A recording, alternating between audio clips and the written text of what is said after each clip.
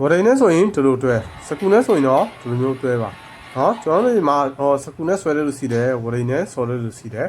နောက်ပြီးတော့ဝရိနဲ့ဆော်တာကဒီတိုင်းကျွန်တော်တို့ကပ်ပြီးတော့ spot တွဲလို့ရလားဆိုတော့ရတယ်ဝရိဆော်လို့ရတယ်သင်္ကန်းမခံနဲ့ဆော်လို့ရတယ်